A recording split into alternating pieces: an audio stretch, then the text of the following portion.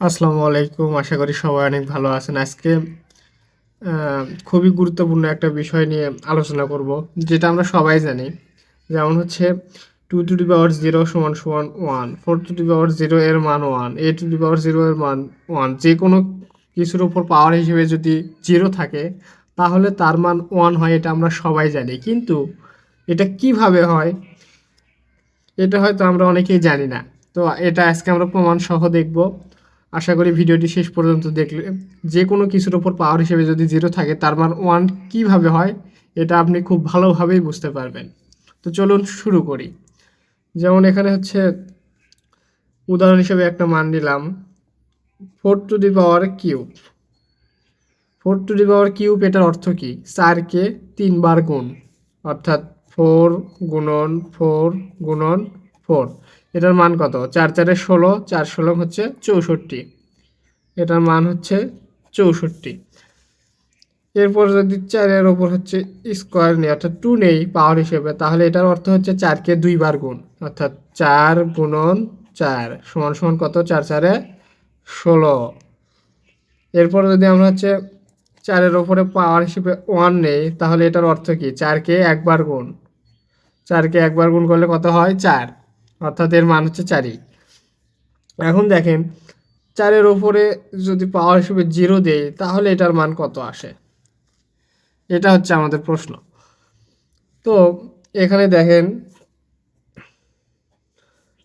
যে এখানে 4কে 3 বার গুণ করে মান আসছে কত? 64। আর এখান থেকে 4কে 2 বার গুণ করে মান আসছে 16। এখানে মান কিন্তু একটা, মানে পাওয়ার কিন্তু এক এক করে কমছে। এখানে 4 to the power cube, 4 square, তারপর 4 এর উপর 1, এক এক করে মান কমছে। আর এখানে মান দেখেন হচ্ছে 64, 16, 4। এর অর্থ কি? এখানে 4-এর ওপরে কিউব ছিল মানে 3টা 4 গুণ, আর এখানে 4-এর উপর স্কোয়ার আছে মানে হচ্ছে 2টা 4 গুণ। এখন দেখেন একটা 4 যে কমে গেছে, এখানে 64 থেকে যে একটা 4 কমে গেছে পরের ধাপে, তাহলে এখানে যদি আমরা 4 দ্বারা ভাগ দিই তাহলে 64 থেকে 4 দ্বারা ভাগ দিলে কিন্তু মান আসে 16। এখানে দেখেন 4 টু দি পাওয়ার কিউব ছিল, এখানে হচ্ছে 4 স্কোয়ার আছে।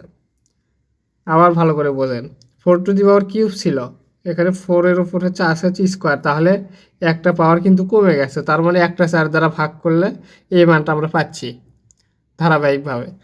এরপর যদি 4-এর উপর 1 আছে, এখানে যদি আমরা যদি একটা 4 দ্বারা ভাগ করে দেই তাহলে কিন্তু এই মানটা পাচ্ছি ধারাবাহিকভাবে।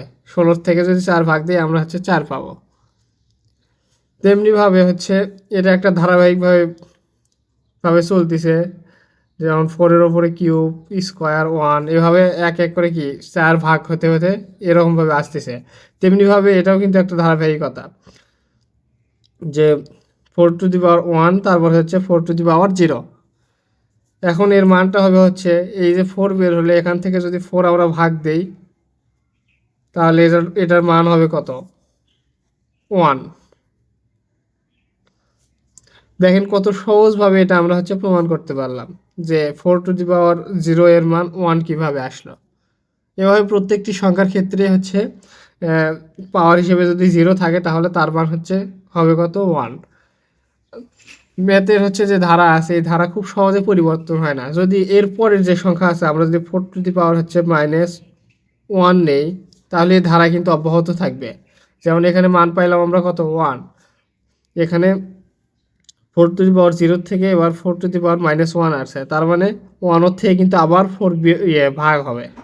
তাহলে 1 থেকে যদি আমরা 4 ভাগ হিসেবে লিখি তাহলে এটার মান পাবো হচ্ছে 1/4। তো তাহলে আমরা আজকে বুঝতে পারলাম যে কোনো কিছুর উপর পাওয়ার হিসেবে যদি 0 থাকে তাহলে কিভাবে তার মান হচ্ছে 1 হয়ে যায়।